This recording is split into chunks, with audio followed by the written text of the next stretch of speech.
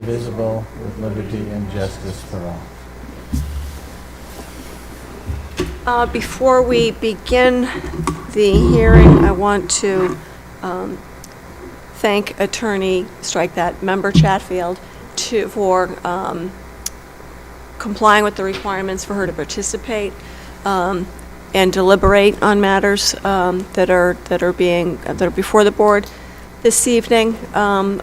Also, this is a very unique circumstance in which we are down both a member and a regular member due to travel and vacation schedules. So as a result of that, a number of petitioners had asked to continue their matters, which we will address when we open up the hearing. So now, I'm going to turn to the first agenda item this evening. It is the petition of John Vining, 160 Montvale Ave, seeking a special permit in connection with a request to raise and rebuild a two-family home at 162 Montvale Ave. This matter was continued from last month.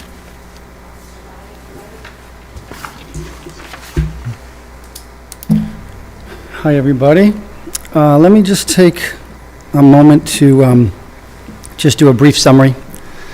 Member Chatfield, I know that you did get caught up, but I'll just take a moment to summarize where we were then and where we are now. So very quickly, I live at 160 Montvale Ave. I've been there for 28 years, and I was blessed a few years later to be able to purchase the two-family house next to me that I've owned for 25 years. And as my wife and I are inching closer towards retirement discussions, we made a decision to sell. And I was very surprised that a colleague of mine was interested in buying. I've been blessed to be in architecture for 30 years, and I've worked with this friend of mine designing homes and additions for him for a long time. And when he had learned that I was considering selling, he said, "John, what are we doing here? I'll buy it. Let's remove it. Let's build a new two-family there." So what I liked about that conversation was that since I live right next door, I have a really good opportunity to design something right next to me that will fit well in the neighborhood and be an attractive home for someone to purchase. So I was excited about that opportunity, and where we ended up was learning that this is a two-family in a single-family zone. So it's pre-existing non-conforming. It's not in the correct zone, but it also violates the frontage. We need 125, and we only have 115. In addition to that, the existing house violates the front, rear, and side setbacks. And so in proposing the new structure, I wanted to make sure that we met every zoning requirement that we possibly could. So the new structure that we've designed meets the front, side, and rear setbacks. It meets the building height. It meets lot coverage. The only thing that it doesn't meet is what it violates right now, which is the zone that it's in and the frontage that we can't control. So at the first hearing, when we discussed the project, Chair Pinkham had asked for an additional dimension from the front house to the rear property line. So I submitted an updated plot plan that shows that dimension. And she also agreed that it would be a good idea to show what the average grade calculation was on that plot plan. So that was provided at that time. And also, what we had discussed was concern from some of the members with a number of bathrooms that were proposed. And during the time between that hearing and this hearing now, a board member had sent a request expressing concern about whether the city's infrastructure would support a home like this that has a high quantity of bathrooms. So I made a point to communicate with the DPW to talk to them about how the process works. I also spoke to the city engineer as well as the building department And in response to that member's question, I submitted a letter that you guys should have a copy of. And that letter is in response to that concern, in which I shared the fact that we are absolutely going to make sure that we work with every department in the city to build something that meets their requirements. So if we learn that the DPW or a city engineer requires us to upgrade water lines or sewer lines, we can absolutely do that, and that is handled during the permitting process. Similarly, if they say that the quantity of bathrooms is too high and that the city infrastructure won't accommodate those, then we would do a redesign to meet the requirements of that department. So I just want to be clear that in designing this, this is a new home that is right next to my house. And I've spoken with all of my neighbors that are direct abutters, and I've reviewed that with them. And we've had no opposition. So at the end of the day, in my professional opinion, the design meets all of the zoning requirements. We are going to build something that meets all the departments, all the city's departments' requirements. And it's something that will not have any negative impacts on the neighborhood.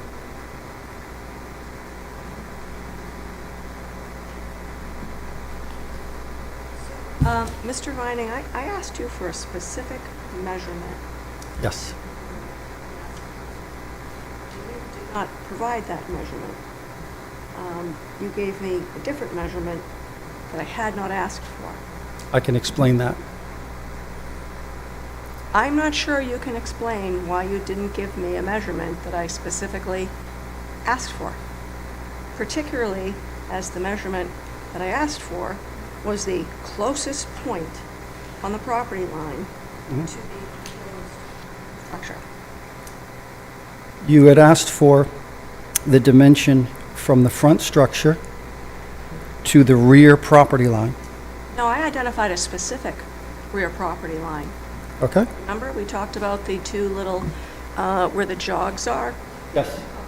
Those are both rear lot lines. So the one I referenced was the one that has the measurement north 10,406. It's 20 feet long, and it's the closest Yes. part of the property line to the proposed new structure. Okay. I do have that, and I'm glad you brought that up. So in working with the surveyor and in understanding the definitions of property lines, let me answer the first question regarding the rear dimension. So I'm not sure if you guys have the plot plan in front of you. July 21st one? Yes. So the rear dimension from the front structure that's closest to the jog, since that structure was moved further away from the jog, the rear dimension line goes from that corner all the way back to the rear of the property, and that is a 96.9 feet. And that's what the civil engineer clarified for me, that since the new structure is properly meeting the side setback requirement, it is further away from that side property line, and therefore the jog, therefore the rear dimension line does not come into play where the jog is. What I asked of him was, I said, okay, just in case this question comes up at the hearing, I'd like for you to provide a plot plan for me that shows a point-to-point dimension in case it's required. So I do have this additional plot plan here. Sure. And what is that dimension? We all wait with bated breath. That dimension is 18.6 feet. Wait a minute. Yes, 18.6 feet. The existing house, from a point-to-point dimension, was 14.6 feet. I don't know, the plan actually says 15.9. That's correct, because in understanding the definition of a rear setback line, the surveyor corrected that dimension. It's kind of hard to explain. I wish I could like point to things for you, but He measured you it to take- the structure, not the stairs. that is a roofed overhang, so that's counted as structure. Yeah. So that 15.9 dimension is a parallel dimension. When you go 30 feet off of that jog, that existing house infringes upon that rear setback line. So that 15.9 feet is offset 30 feet. Our new house is properly 25 feet more from the side property line and now is not relative to that jog. So just to be safe, I had asked him to give me the point-to-point dimension in case this subject came up today, and he provided that on this plot plan. And I told him to make sure that he kept the existing point-to-point dimension. The fact of the matter is that the proposed structure is 18.6 feet point-to-point, and the existing structure is 14.6 feet point-to-point. But those are not considered rear setback lines according to the definitions in the bylaw. Yeah, I don't agree with any of that. Do you have 7 copies of that new plan for the board?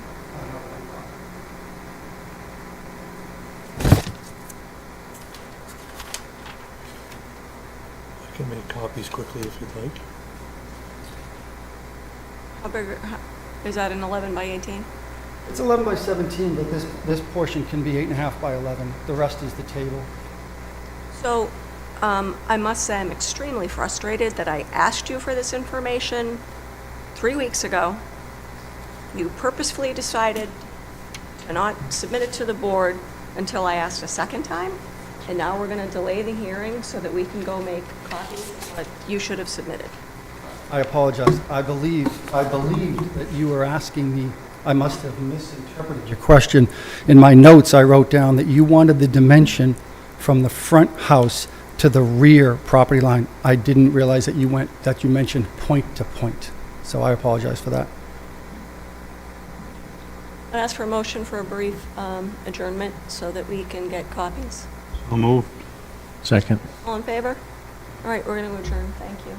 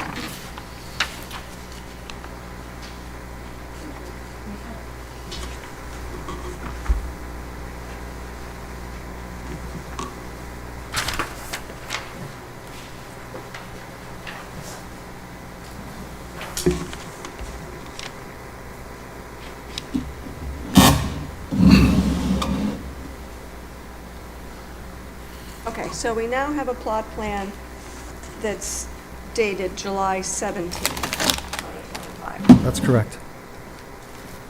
All right, so the July 21st plot plan, I'm not going to look at anymore.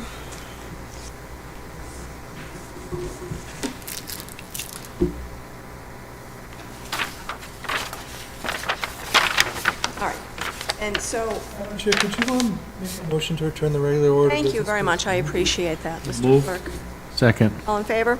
Aye. All right, we have ended our recess.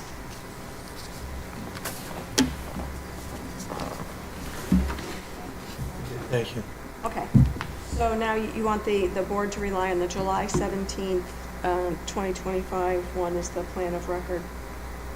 That's correct, if you are requiring that point-to-point dimension, which you are. So I this now has that. absolutely am. Yep. Yeah, because that is a rear lot line, and I need to know how far away this structure is from the rear lot line. Mhm. Because I think both you've represented that the proposed new structure is going to comply with all of the zoning, with the exception of the frontage requirement, and I don't think that's true. Yeah, I spent a lot of time speaking with the civil engineer about how they dimension. No, I understand that, and I'm not going to debate it with you, because I also conferred with an Okay. expert witness, and I don't accept that you can just ignore the rear lot line that is closest to the house in making a representation that it's going to comply. Yeah, it was not my intention to be argumentative or ignore that. Okay, so do you have the measurement of the driveway? What measurement do you need? Driveway to, So there's the zoning board, there's a limit on how wide the driveway can be, and that's not measured, so I want to be sure that also complies. I do not have a measurement on the driveway width. On this plot plan, no. I did not know that was required. Do you have any other plot plans that have the driveway width? No. On the issue with the elevation, so I appreciate that you gave me the average grade, Mhm. but I don't know how that relates to the actual grades of these structures, Okay. or how we are going to have a comfort level that the proposed structures are going to comply with the height restriction, and then we still have this issue with the number of stories. Hold on, let me grab the plans.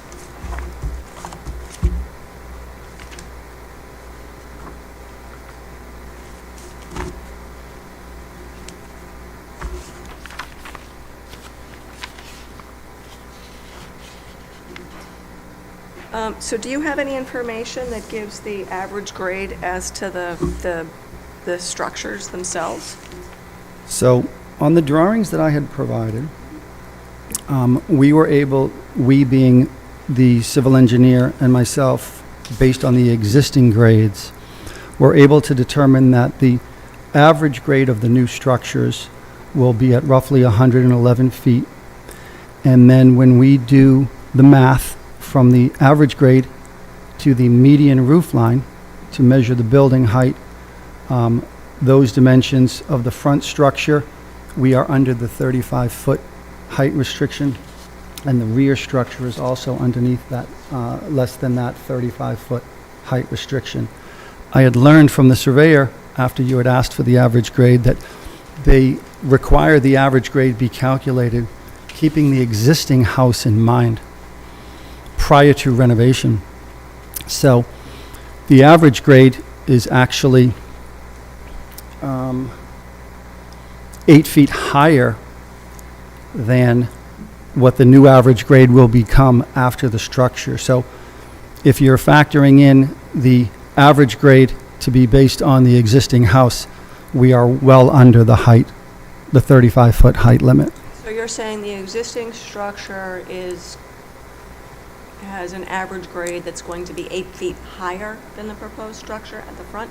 Yeah, we're going to be bringing the homes lower. Right. Are you leveling the property? We're not leveling it 100%, but right now, the existing house sits way up high. So as a part of the design, because I felt that the front house might appear to be too overbearing, I wanted to push it down the hill, so to speak, and set them back further. So by meeting the setbacks and having the house go further, we are able to actually lower them so that they are not as tall. All right, so you're essentially moving it down the hill a little bit. Correct. You're going from an elevation. It is really, really hard to read the contours, the elevation lines. You're going from an elevation of like 120 or 122 down to like what, 100 and... Yeah, I can't... 116. The existing driveway is at 108. Yeah, but that's below the house. Yeah, that's below the house. So the average grade calculation, which was determined by taking all of these topographical measurements and measuring where they hit at the outside corners of the entire new structure, we were able to determine that after the homes are built from 119 to 111. And then the building height was factored from the 111 elevation. So the home is going to sit lower than the existing house currently, and the rear home sits very low in the backyard. So from an aesthetic point of view, the lot is not changing really at all. The curb cut remains.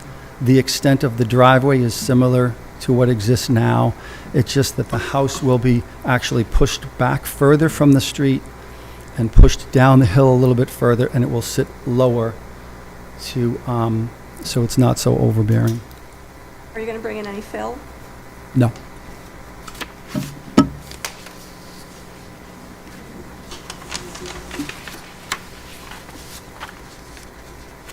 Any idea how tall the retaining walls are going to be on the upper end of the property at the highest elevations? At the highest elevation, it's going to be about 5 feet, give or take. Retaining wall where the walkway is to the front of the first structure? That's only about 2 feet high, and that actually is very close to what exists right now.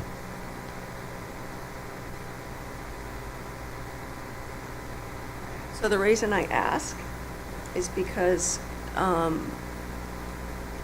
if the proposed retaining wall is higher than 6 feet, I think the building commissioner would say that's not allowed.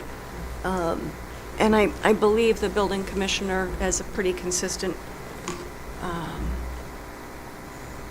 view of putting fences on top of retaining walls, and so if you put a fence on top of a retaining wall, I don't know if you're planning to or not, but the height of the retaining wall and the height of the fence cannot exceed 6 feet. Okay. Requires a kind of that the fence be set back or stepped back, so it's not all in one same. Oh, sure, I understand. Okay. And that is where it directly abuts my house. So I will absolutely work with Tom Quinn to make sure that we coordinate that. And I don't have a fence currently that divides the property, and I don't need a new one. So that's been duly noted. Thank you for that. Right, and so do any of the, I apologize, I'm not very organized because I have notes on 3 different pieces of paper.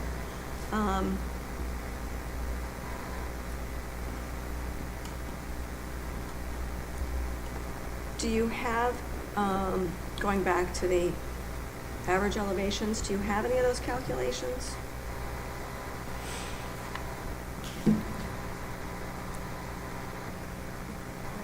I don't have calculations of the proposed on this plot plan because the civil engineer had informed me that it's supposed to include the existing house. So we didn't add any calculations of the proposed new grade after completion. What I've done is I've indicated those on the exterior elevations for clarity. So those dimensions are shown on the permit application drawings. The building coverage calculation, Yes. does that include all the decks, porches, bulkhead, stairs, things of that nature? Yes.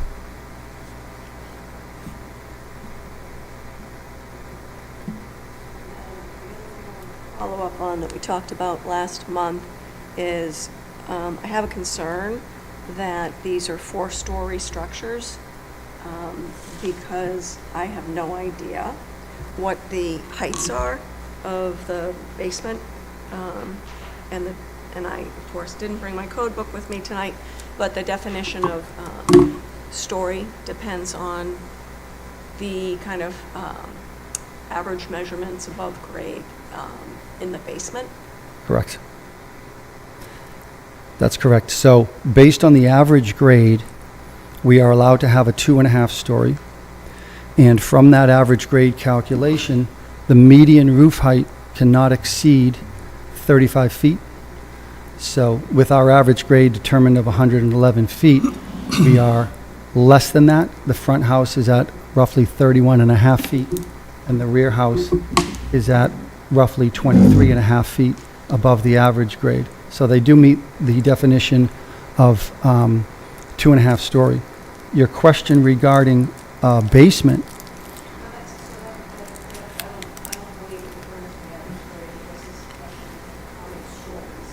mhm.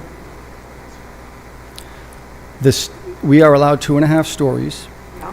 And- My concern is that these look like 4-story buildings, and in order to figure out if your basement level is a story, the math has to be done on the interior heights. I don't believe we have that information. So when I reviewed this design with Tom Quinn, very early, in the early stages of design, he had explained to me that once you make a calculation of the average grade around those points, whether you have a high corner or a very low corner, for example, on the right side exterior elevation, you can see the right side of 162A. So you can see that we have that garage level, which is at the same driveway elevation. So that's where the building looks its tallest. So at that low point, we take the average of that math, and then when you look at the front exterior elevation of the front structure to the very front left corner of the front porch, when you calculate that average grade, the height of the building cannot exceed 35 feet to the median of the roof line, and that is the math that's shown on the front elevation. So it meets the requirements for a 2.5 story. I still don't buy that because you could have 4 really small stories, right? No one would do it, but you could have 4 stories in a structure with the average mean height of 32.5 feet, depending on the topography, right? So I want to have some comfort level that these really aren't 4 stories, and the definition of story doesn't connect with the mean height of the building. It is defined in terms of the elevation of grade, grade. I believe, because we've dealt with this in the past with we're seeing more and more really tall Yeah. buildings. I work with a lot of towns and they all vary. And so when we are designing these homes, every town has a different calculation. For example, Newton will say that if more than 50% of the basement walls, if more than 50% of the basement is above grade, it's considered a story, and so on. In this particular case, this math is how it was explained to me. The perimeter, even though at the garage level we are fully above grade, but on the other 3 walls we are below grade. So when you measure around the perimeter of the footprint, we meet the percentage requirement so that that basement is not considered a story. All right, and has that math, have those calculations been submitted? They have not, but I don't know that there are calculations based on my communication with Tom Quinn. I'm certainly willing to look into that, but what I know is that in my communication with him, these meet the requirements for building height and 2.5 stories. I'm not convinced. I'd like to see the math, because I think you just said, based on the math that you did, it's not a story, and then I asked to see the math, and I think you made a comment that you're not sure how the math works. So I want us to all be sure how the math works on whether the, that basement level where the, You want to make sure the Garages. basement's not a story, I understand. Yep. okay. And then I think my last topic is the, so the building coverage is increasing from 13% of this lot to almost 22% of the lot. And a very significant portion of this lot that used to be open space is now going to be covered. And you're on a hill, and I am wondering where all the water is going to go. Currently, the existing home and the existing barn are in similar locations. Currently, the easement that's on the property and the backyard that exists now is not drastically different than what is proposed. Currently, the driveway slopes to the street, so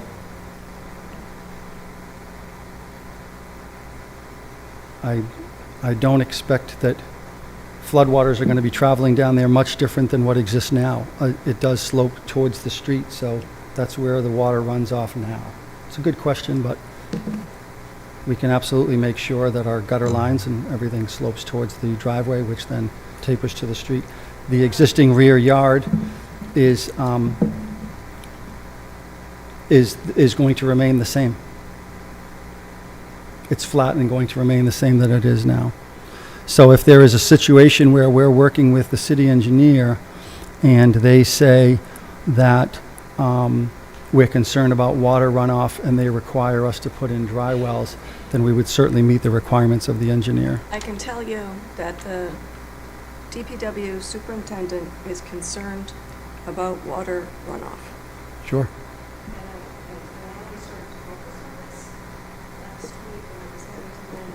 During, I forget what day it was, there was that massive rainstorm, and I was heading down Montvale Ave, and I come around the bend, and I saw this,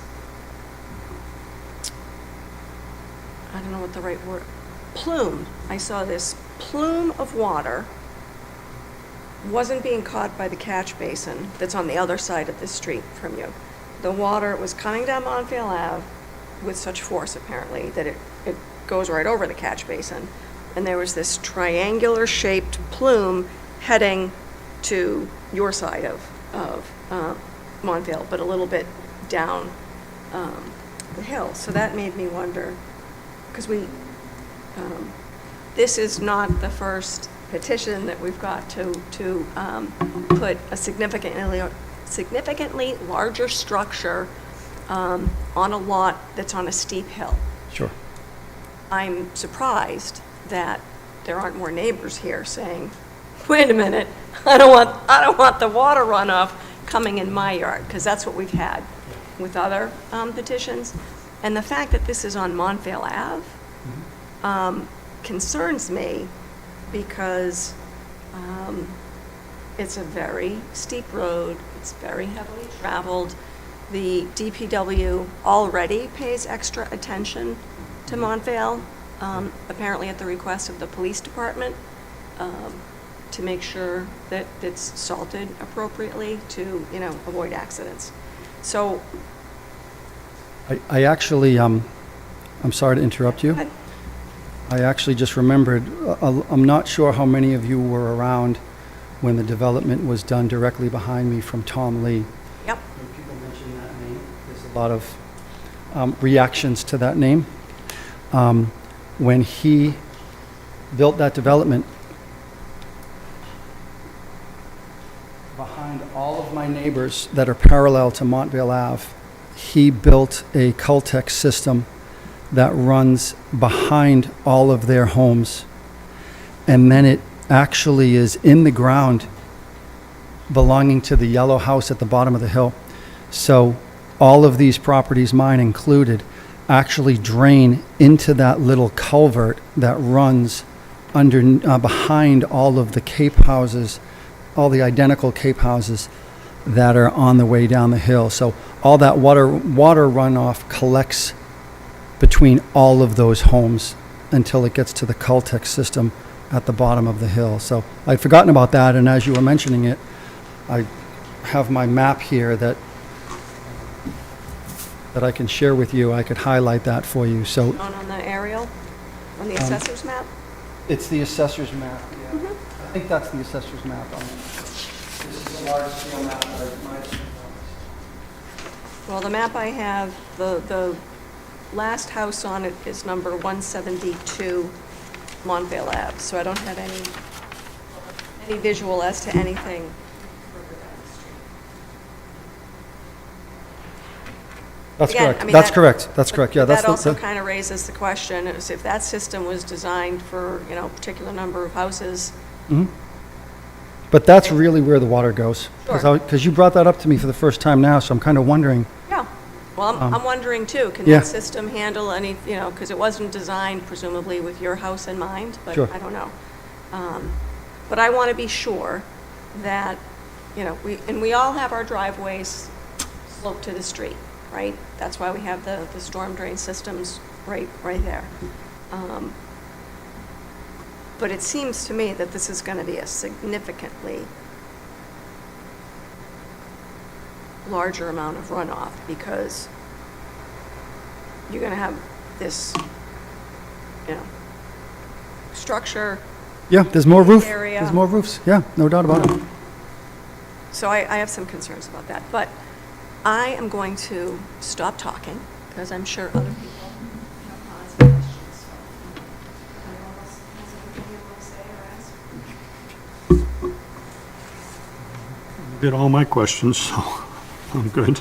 I have a few just clarification.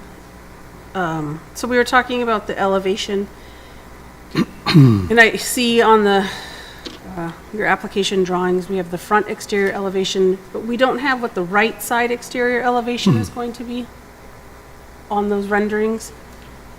Okay, I can tell you what the number is because I happen to know it. So the average Wait, grade, Hold on a sec. What page are you looking at? The first page on the right side. so the average grade, if you look at the front exterior elevation, that average grade is at elevation 111 feet. And then the driveway is 3 feet lower than that. So that elevation at that garage would be at 108. And that matches existing. So that's the existing elevation of the driveway now. The elevation of the driveway or the elevation of the home? I'm sorry, the elevation of the driveway is at 108 feet. So, I'm sorry, ask the question again so I can make sure I answer So it. what, like on your front exterior elevation, you're showing, the median roof to, but you're not showing that on the right side exterior elevation? Like the measurement you see from the average grade and then up to the roof, Yep, it's not showing on the right side exterior elevation, do you know? well, I mean, because it looks very much like it's going to be taller on the right side than it is on the front. so It's the average grade to the median roof line is the same on both sides. Sides? If you want to know what the height is going to be from the finished driveway to the center line of that roof, then that math is 3 feet higher.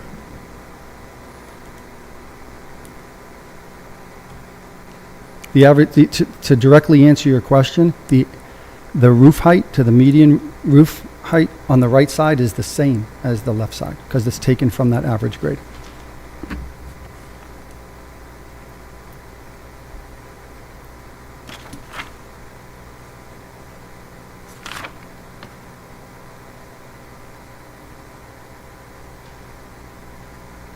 Okay, on the left side, it's like, it's flipped.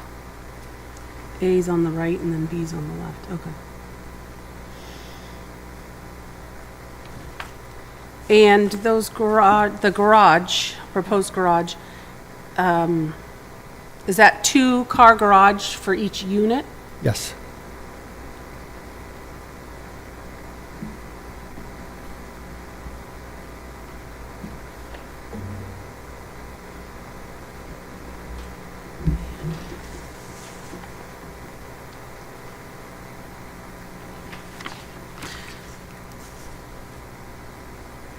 And the whole, what's existing there now is gonna be razed, like just completely demolished? Yes, and we're sad about that because I built that barn with my own hands, and my kids' fingerprints are in the concrete, and my family has some anxiety over it. So not only do I have the challenge of trying to meet the zoning requirements and design something that looks good, we have some sadness in the family because what we've seen and experienced for their whole lives is going to be changed.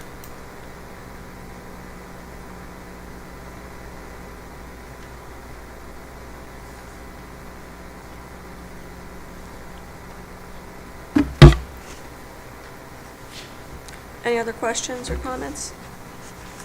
My concern before was about the parking, and I think that, we asked that last meeting too. It seems that you have, space for, how many cars do you have space for? Well, what I did was, we have a 2-car garage for each unit, so it's 2 interior spaces. And then, knowing how the lot works now, what I had envisioned was, when cars pull into the driveway, there's 2 parking spots for the unit in the back, and then there's 2 parking spots for the unit in the right. So it's a total of 4 outdoor parking spaces. And then, so 2 on the exterior and 2 on the interior for each unit. So where are those on this plan? I'm sorry, where are what? Exterior parking spaces. So there is a, on the plot plan where the utility easement is, and there's an arrow that's pointing out towards the curvature in the street. So what I'd envisioned was the front unit would turn and park there to the right, and then there's a little U parking to the right side of the rear house. I envisioned that the cars would pull straight back there and pull straight forward. So in that area where it says proposed BIT concrete. Yes, correct. I think that works best because I'm also keeping in mind the importance of snow removal because I plow that driveway myself and it's a little tricky to work with. So I wanted to make sure that I factored in snow removal as well. So currently where that utility easement is, that's a growth area. That's a, what's the best way to say it? It's dead man zone. But basically what we will do is we would keep the snow pretty much on our driveways, but we would push it to the right for those front units. And then for the back unit, it would just push towards the end of the driveway. That's what I've done.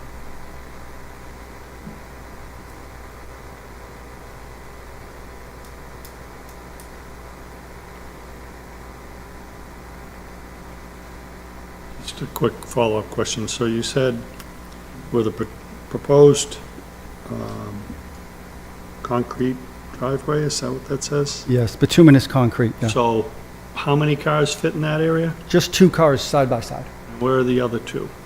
So when you're pulling into the driveway, you can see the front dimension of the lot line where it says 115.18 feet. That's the curb cut. So those cars would pull in and immediately turn to the right, and they would face to the right, and those 2 parking spots would belong to the house to the front. In front of the retaining wall? No, on the right side of the property line. Where there is an arrow where it says existing 20-foot access and utility easement, there's a swooping arrow that points towards the front of the property line. Okay. That's where those cars would turn to the right and be out of the way. On the easement or No, That was my next not on the question. easement. Not on the easement. above? Okay, so above where the easement is. Correct. On our property, on that right-hand side. And that's Oh. out of the way of the curb cut. So if there are 2 cars parked on the driveway, how do those additional 2 cars get by if they're parked there? So what's going to happen is, if I live in the front house, I'm going to pull into the driveway, and I'm going to turn to the right, and I'm going to park. And I have spaces for 2 of us side by side. So then the people that live behind can pull right in and go right past us and go right to the front.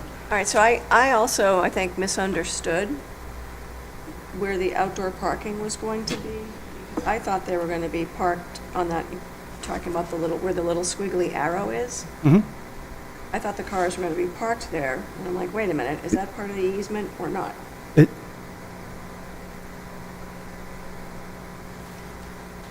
It's my property, and it is an easement, and it's currently paved, and that's where the cars would park. But, so let me just ask you this.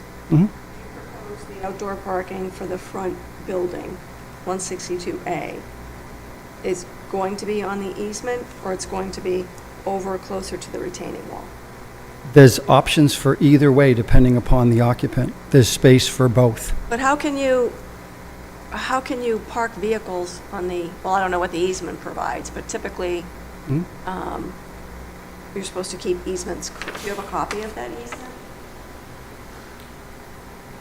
You mean a copy of the deed with the Yeah, description? do you have anything that describes the easement restriction that runs? I will have to look in the records. I'm sure we have that in our records since, Sometimes, so it's usually pretty clear that you can't construct anything. oh, sure. Place anything, impede access to, like that kind of language. Mhm. So The direct answer to the question regarding the parking, and I'm glad we're talking about this now because I haven't looked at it in tremendous detail. This is what I envisioned when I put this together. I expected that cars would be able to park on that right-hand side. If in fact we learn that it's not allowed to have those on those easements, then the cars can park along the retaining wall of the left side closer to the house, which is what my current tenants do. So they park close to the house. let me ask, is there anyone in the audience who cares to be heard in connection with this request for a special permit at 162 Montvale Ave? Can I just follow up with Sure, that? of course. I have come to learn in this process that I greatly appreciate the challenges that you guys have with so many things that are proposed in the city. And there are so many zoning things and city engineer requirements, and Gordon and I were talking about some of the commercial properties with variances and so on. I also really appreciate the fact that you're asking some very challenging questions of me. And I just want to reiterate the point that I live here. My wife and I have made a decision that we want to have grandkids someday, hopefully, and that this will be our home forever. So what I'm designing is something that I want to fit in my own neighborhood. So as much as I appreciate how difficult it is to make everything work here, I want to reiterate that the goal is to not pull the wool over anyone's eyes. I'm not trying to sneak anything in. I'm going to work directly with all of the city departments to build something that works for everybody. That's good. That's my intention. And I don't know if I said that, I say this all the time, okay? We don't know who's going to own Yeah. this property or your property 10 years from now, 20 years from now, 50 years from now. This is our opportunity to get it right. So that's what I see the role of the board. So let let me ask, I'll give you my feedback. I still have a lot of questions that need to be answered, including recent, like the parking plan, because I thought that you were going to park. It's not clear to me. I'm sorry, guys. Please, thank you. It's not clear to me if the area that's, I can't tell if the easement extends all the way across your property to Montvale Ave or not. It does. Does? It does. Okay. It's, yep, utilities. So Okay. it goes under So- my property. Because it's kind of weird to have, there's that solid line there. So I was trying to figure out if the easement started at that solid line and went back.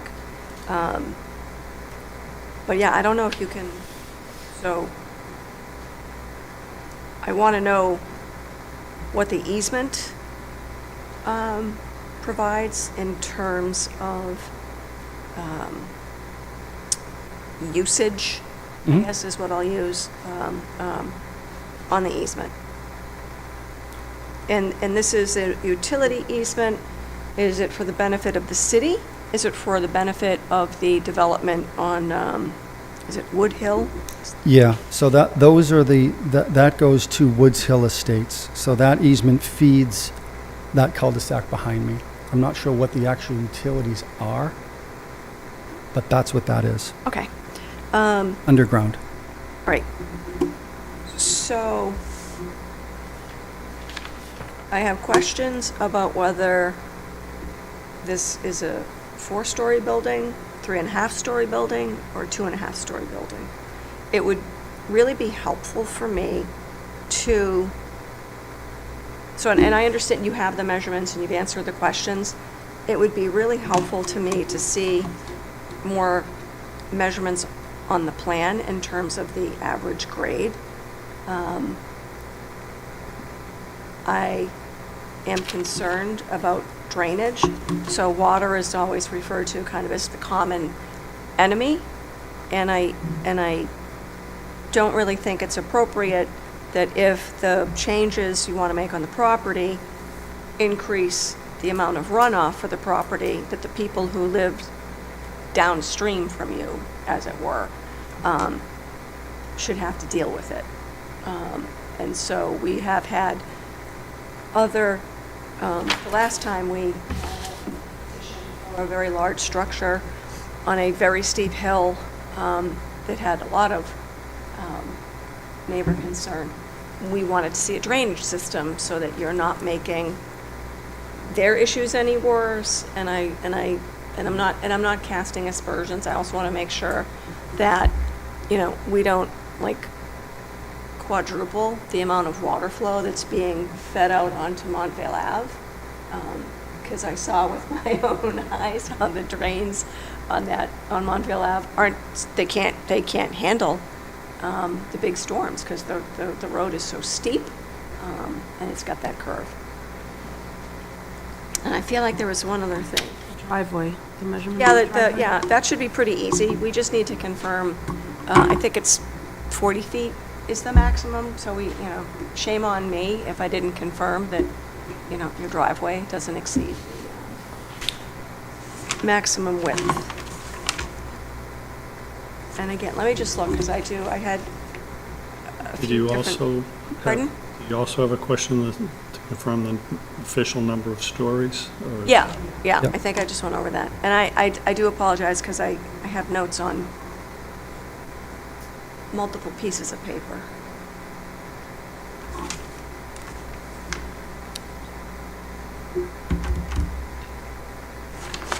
And there Alright, was so I talk think about that's it. reducing bathrooms, but is that no longer an option?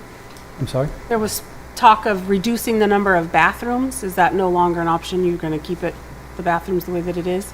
So when I'm working with my friend and I say to him, hey, so do you want a bathroom in the basement and do you want one in the attic? He says, yeah, you can never have enough bathrooms.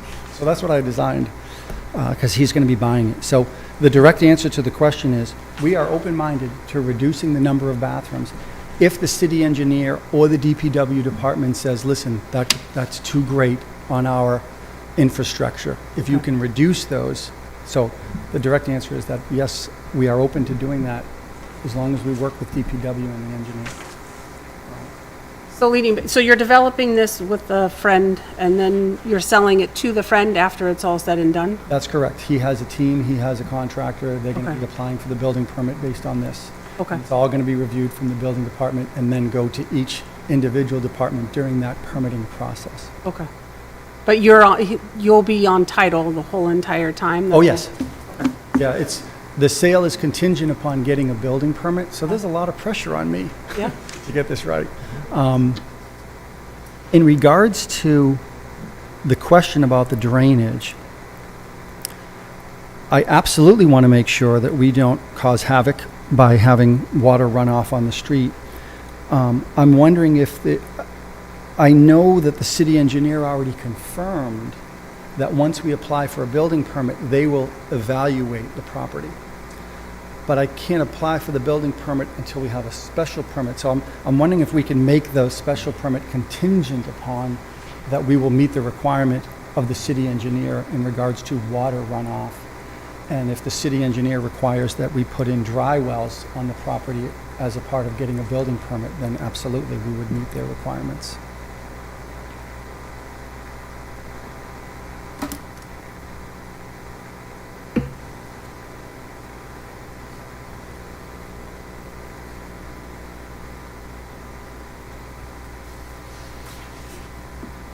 I don't know. Is there a bulkhead anywhere on these? There is a bulkhead on 162B in the back left-hand corner. You can see that at the rear.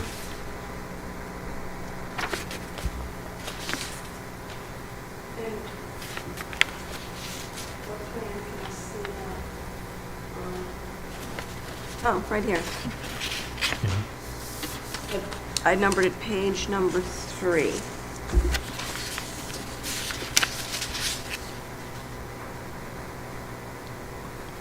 What about, so this is 162B as in boy. Is there one for 162A? No, because that one, you can go through the garage to access straight out to the driveway. So we didn't need a bulkhead for that one.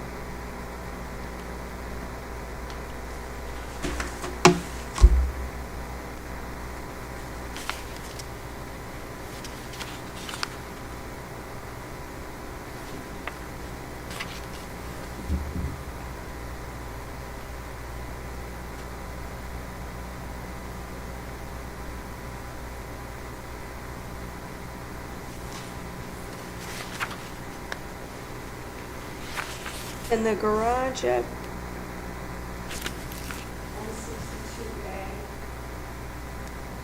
is that a two-car garage? Yes. Mm-hmm.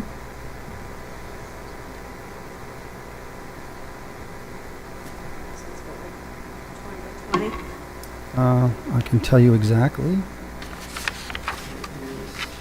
Yes, 20 by 20, correct.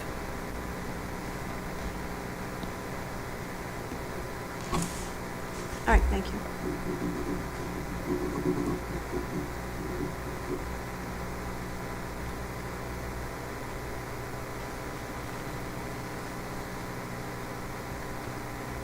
So I think maybe it would be helpful if your engineer can do some calculations on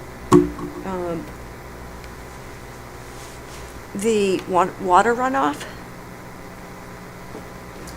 You mean the surveyor, the civil engineer? I don't know who's going to do it, but I think it's a good idea to have someone who knows what they're doing Mhm. do the math to see how much, because you're increasing the lot coverage to almost 22%. And how that change is going to impact drainage. Okay, I'm not sure how to ask him that, or I'm not sure what the final product is that you need from him. I know that So there are things that I'm really good at, and I know when there are things that I'm not good at. So when there are water retention systems that are required on other projects that I design, I know that the civil engineer works directly with the city, and the city will communicate to them what their needs are. So I'm not sure in this particular case, I can ask him. I don't know, I mean, like I said, the last time we had a very large structure that was proposed on Sturgis Street, the applicant came up with the plan and presented to us and Okay. showed it to us and responded to what was, significant concerns in the neighborhood about Okay. where the So water there, was. so if I ask the civil engineer, he might very well say, oh, I know exactly what they need. Right, Yeah, yeah. okay. So I'm not prepared at all to vote on this. I think this plan still has, there are a lot of questions that need to be answered. And the applicant had. He already has. Go ahead. Yeah, just to add on to that, or not necessarily add, clarify a little. If you could clarify on the drawing the specific parking plan? 'Cause Yes. I'm still unclear on. Yeah, I can show the What it cars, the parking spot. And just a Locations. minor thing, but if you wouldn't mind, when the plot plan is updated, if you could also update the date, because we're looking at a July 17th plan now as the official date, but there's a July 21st out there, and I think that could be confusing. That's an Sure. excellent point. Yep. Yeah, because we typically do look at, we assume the most recent plan is the Sure. plan.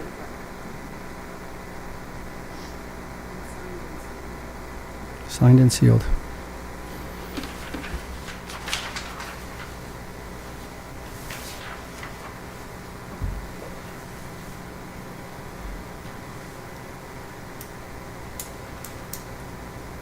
So, I think it would be wise if I summarize my notes to make sure that I understand.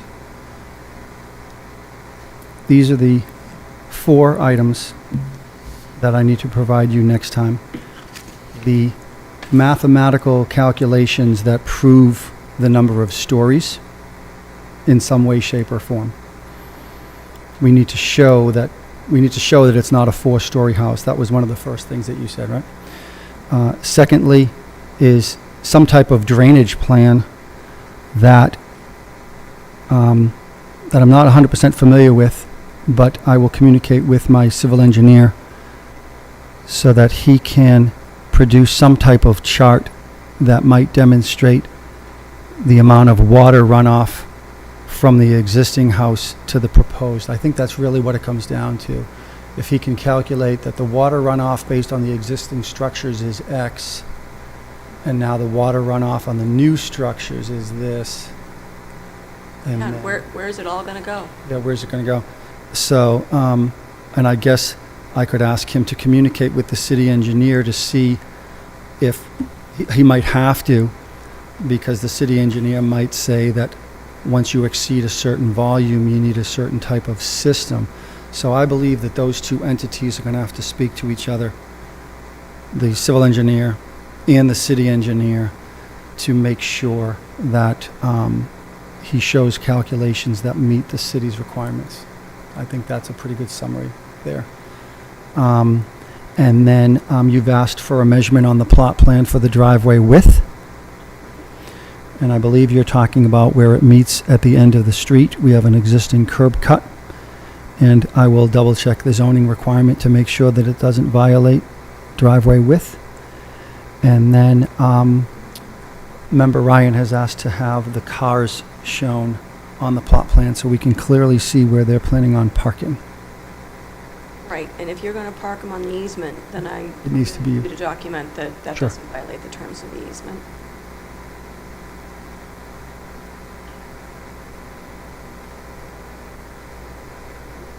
Okay. Number 5 would be the date. Yep. Oh, Update and the date. of the survey. And I think there was a 6.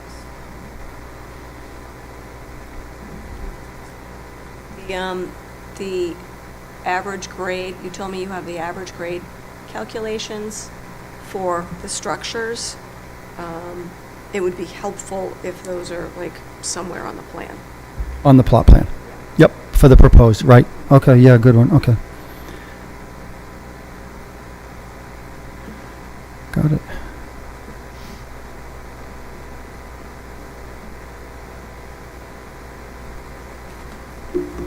Okay, And I assume you want to continue this matter to our September?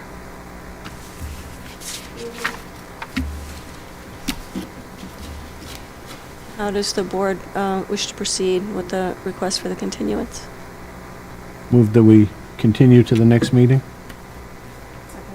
All in favor? All right, so we are continued. It is 17th? September 17th. All right, thank you very much. thank you very much, guys. All right, the next item on our agenda is the petition of Peter Spinizzola, trustee of Anchor Realty Trust, 3R Breed Avenue, seeking a variance for a reduction of the front yard setback from 20 to 5 feet in connection with installing a propane tank at that property address. It's my understanding that the Look for the petition. how does the board wish to proceed on that request for continuance? Move we continue to the September meeting? Second? All in favor? All right, so that matter is continued. We're coming to that next. The next item on the agenda is the petition of Commonwealth Realty Foundation, LLC, West Cummings Park, Woburn, seeking variances to reduce the front yard setback requirement from 25 to 20 feet and reduce the rear yard setback requirement from 30 feet to 25 feet to build a single-family home at 0 Marcy Street. So it's my understanding that that applicant has also asked for a continuance. The architect has asked for it. All right. I couldn't tell you. It was posted on the website that there was a continuation. So that's likely a result, I don't know, but it's likely a result of the fact that we're short a member. So a variance needs to have 4 of 5 members. September 17th.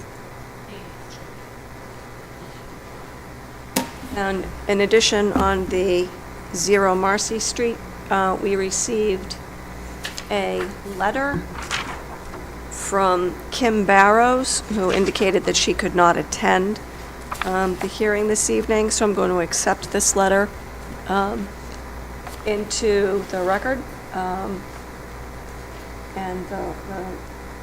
And did everyone get a copy of it?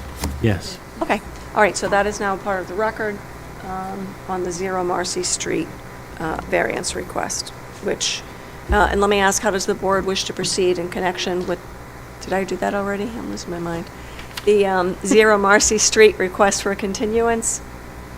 Motion to grant the continuance. Second. All in favor? All right, so that matter will be continued to our September hearing as well. The next item on the agenda is approval of the meeting minutes from July 16th. Member Ryan and I had provided some edits to Mr. Vincent. I don't know if anybody else has any comments or corrections. Now is the time. All right, so how does the board wish to proceed in connection with the meeting minutes? I just wanted to raise one question. I'm not quite sure if, I don't know what the answer is, but I mean, let's look at it concerns the illegibility of some of these drawings that we're getting. And it's certainly not anyone here's fault. I mean, it's usually who's submitting the drawings. And I'm just wondering if there's a way we can, I mean, am I the only one who can't read these things? No. This one was really challenging. Are you, by this one, I'm referring to the 162 Montvale Ave. Yeah, so I mean, even with this, so standard, what, 1117, right? It's usually the page size that we tried to get it increased to. Yes, Certainly better than 8.5 by 11, but when you look at it, it's Yeah. really not. Yeah. Because, you've got 2-inch margins on either side, and the actual drawing itself. yeah, it's is still less on than an 8.5 by 11. So and there's only so much Gordon can do. Yeah, Faced with the impossible task of trying to take a document that's not legible and turn it into one that is, and you can't do it. So I'm just wondering is there any way to, whether we have to set the rule or just to make the request that, for example, the point size must be 10 points in size, for example. That's a fairly standard minimum point size out in the real world for something being legible. I think it would require the author of the document to present something that is a little better to reproduce. Anyway, a suggestion. I don't no, have the answer. you're not wrong. I don't have the answer to it. It's more of a question, maybe food for thought for next meeting, but I think it would make everyone's life a lot easier if you could read what's being presented. Yeah, I mean, I noticed, I printed out one of these at the office, and I printed it on 11 by 17, not in color, and it was so much easier to read the elevation lines, and so the existing structure isn't really faint. It's Yeah. really a light gray on this, Yeah, I think that's on the this struggle on this colored one. version, and the red is really easy to read for the proposed structure, but it was very challenging to read what the original structure is. Yeah, I mean, I don't want to make too much of it, just a suggestion that, I don't know what the answer is. What do you think this? I mean, I agree with the idea of the font going to at least like 10 point. I mean, this one is probably what, like 6? 5? Yeah, I don't know. I mean, I'm just curious, like, how Yeah. much bigger we're talking about that it would actually be.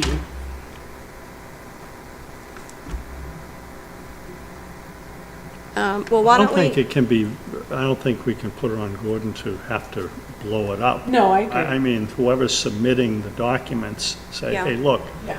the final point size should be, whatever, pick a number. I picked 10 points, but even if that's a little smaller, fine. Some of these are microscopic, and you just can't read it. I wonder if asking like a surveyor, like, what's your program that you use and how Yeah. can you make it that it's bigger? So then we can at least advise people, like we've spoken to a surveyor that does these. yeah, how about we each, and I think probably Gordon has the most important feedback on this because he has the most experience.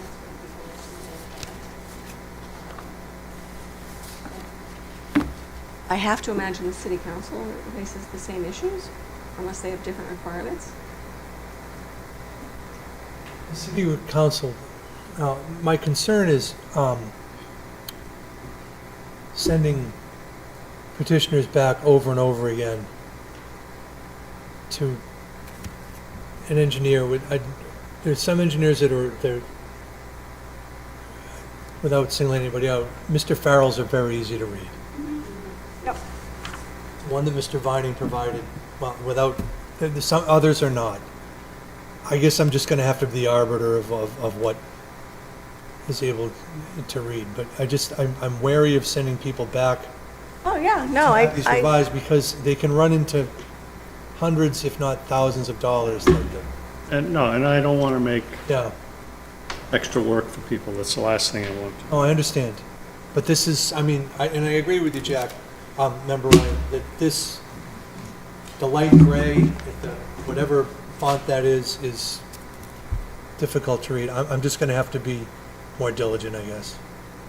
Well, for example, this one here that we just got finished with, again, there's like a 2-inch margin on each Right. side. That would trim down and then copied the original, then you could enlarge the copy, you know what I mean? That's just one example.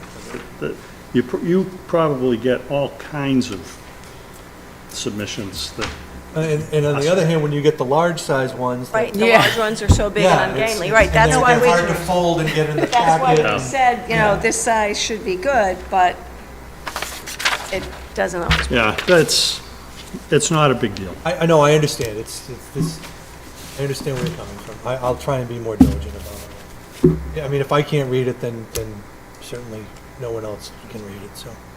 We just need lights to plug in here. Yeah, Well, you do have a light. Well, I have my, You have a light under here. You have a little fluorescent light with a switch. Yeah, I turned it on, it didn't do much, Oh, okay. and it's now dead. and I have my cheaters, so thank Get us all those- God I had my Get us a cheaters. light table, the drafting table. Yeah, there you go. But I think we still need a motion on the meeting minutes. So Good. what do we want to do with the meeting minutes? Move that they be accepted with the corrections. All in favor? All right, that motion passed. So the last thing on our agenda is any other matter that may be legally before the board. I'm not aware of any other matter that may be legally before the board, so I would ask for a motion to adjourn. Motion to adjourn. Second. All in favor? All right. We are adjourned until September